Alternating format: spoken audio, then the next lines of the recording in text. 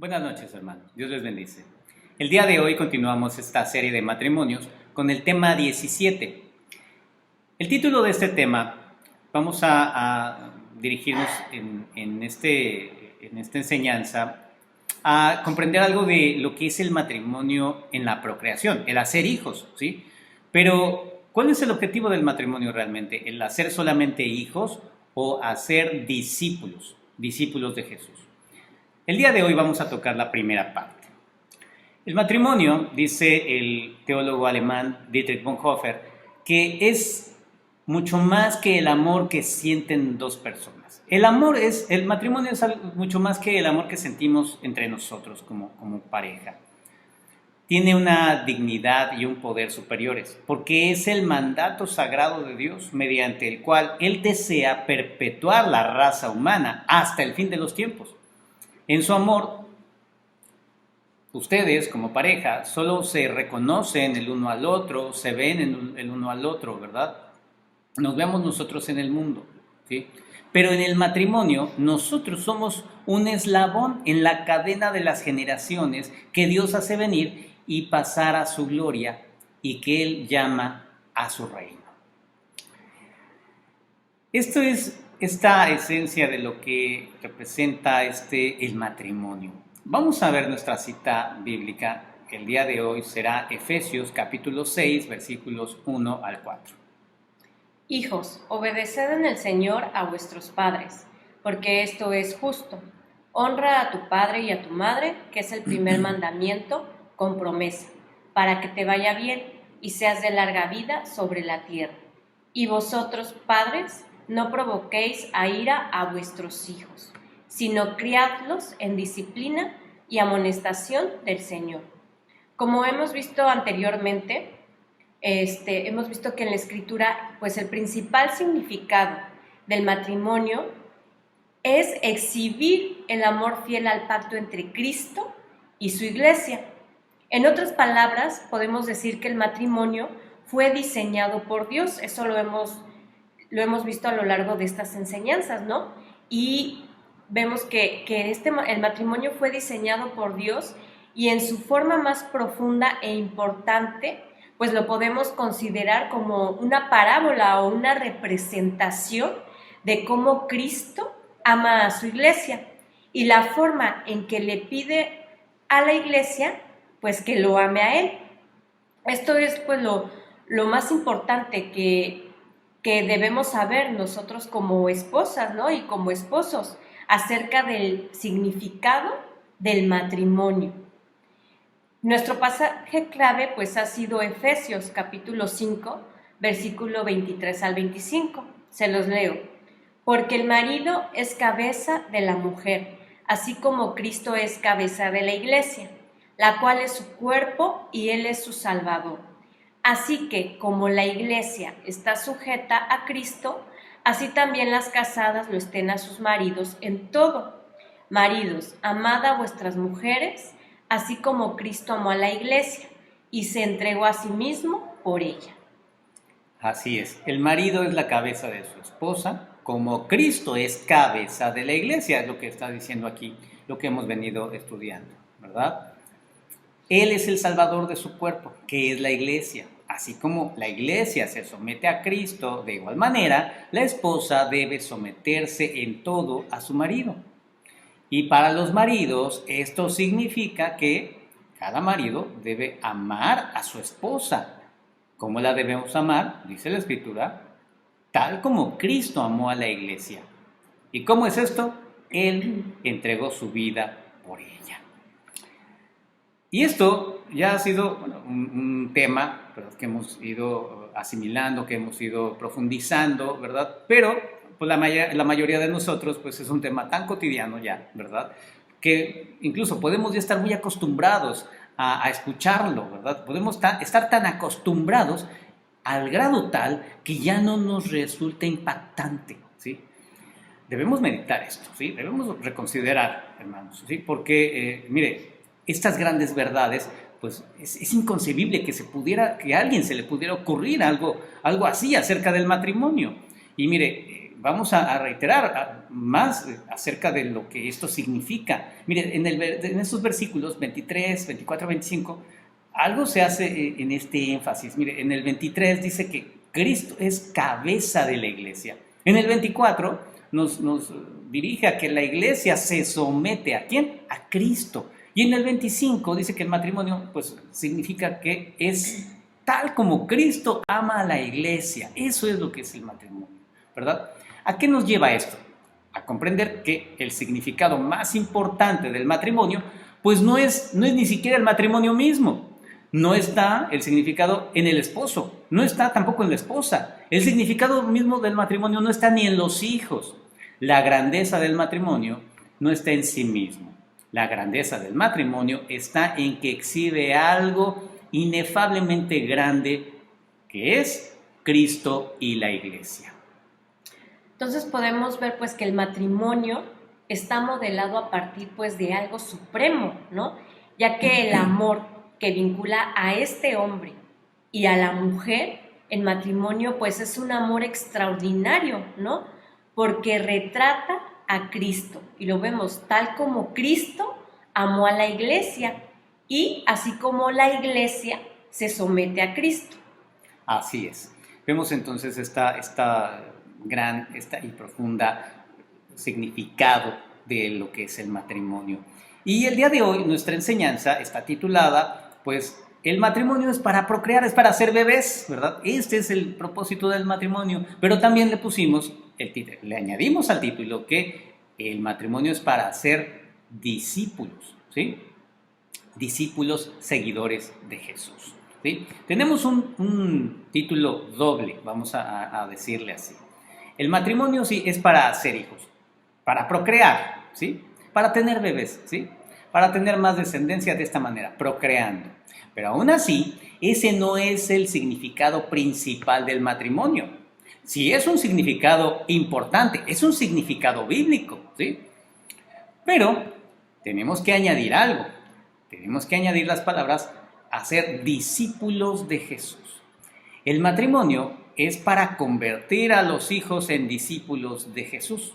Y aquí el objetivo cambia, ¿sí?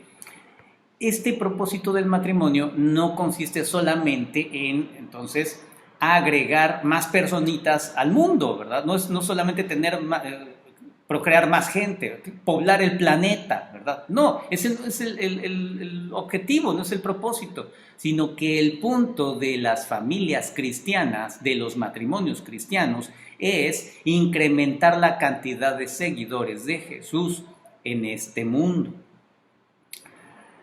Cuando lo escuchamos así y lo planteamos de esta manera, ¿sí? Es porque, mire, las parejas que el día de hoy no pueden concebir hijos por alguna causa física, están impedidos, son, digamos, infértiles, pues también ellos, estos matrimonios que no pueden procrear hijos de esta manera natural, también ellos pueden incorporarse a este cumplimiento de este objetivo, ¿sí?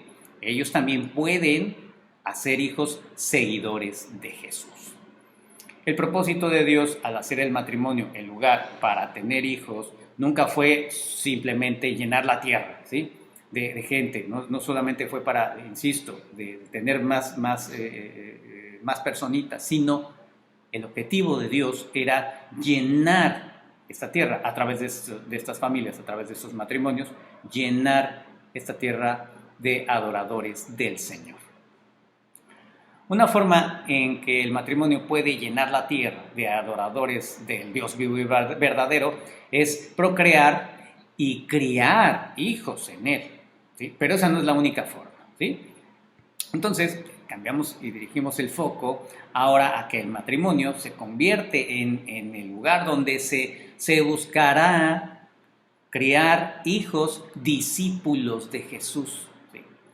El significado del matrimonio con relación a los hijos entonces no es simplemente procrearlos, hacerlos, ¿verdad? Sino que ellos se conviertan en discípulos, criarlos para que sean discípulos, seguidores de Jesús. Insisto, también en esto participan estos matrimonios que no tienen esta manera, no son fértiles, ¿verdad? Este es el punto.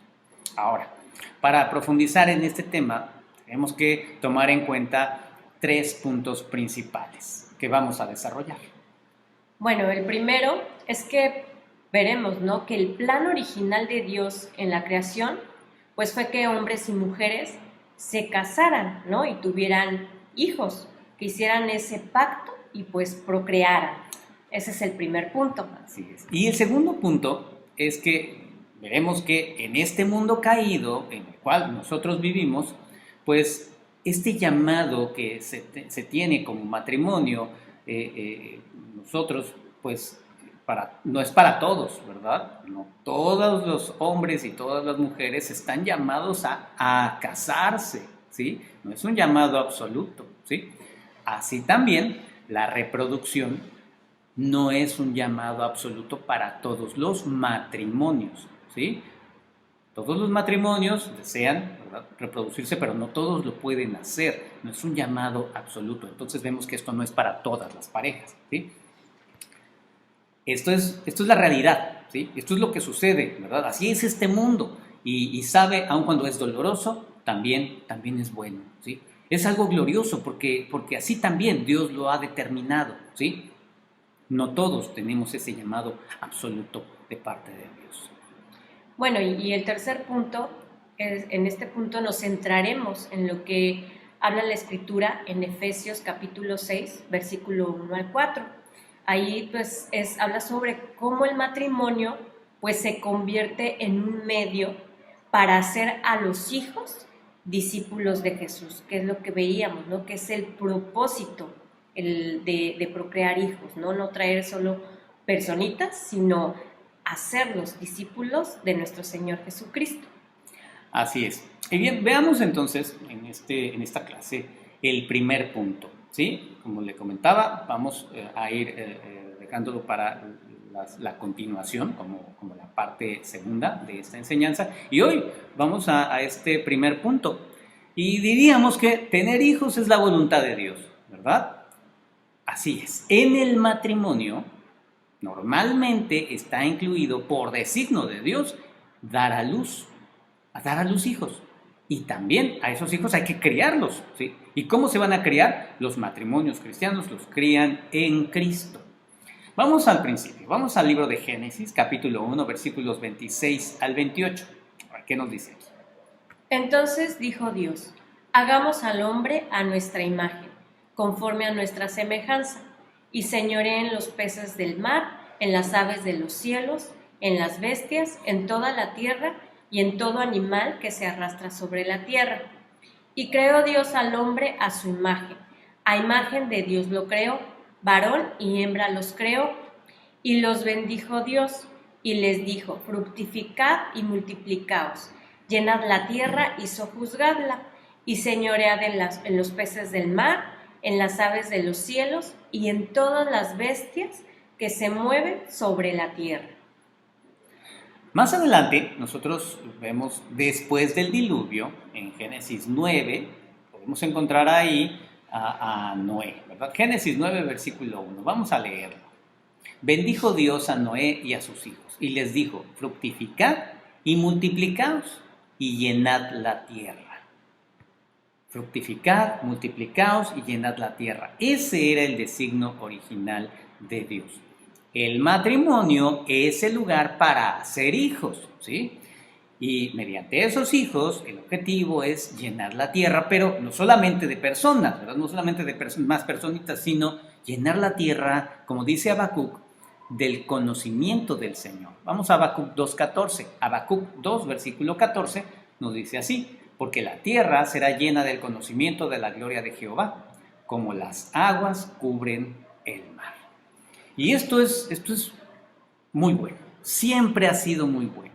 Y quiero que leamos el Salmo 127 para que veamos de qué manera es tan bueno esto que Dios ha dado al matrimonio, ¿sí?, para hacer el medio para crear hijos, ¿sí? Vamos al Salmo 127, versículos 4 y 5, pero quiero que lo leamos en la Nueva Traducción Viviente, por favor.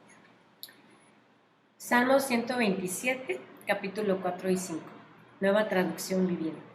Dice, los hijos que le nacen a un hombre joven son como flechas en manos de un guerrero. Qué feliz es el hombre que tiene su aljaba llena de ellos. No pasará vergüenza cuando enfrente a sus acusadores en las puertas de la ciudad. Esta es de estas maravillosas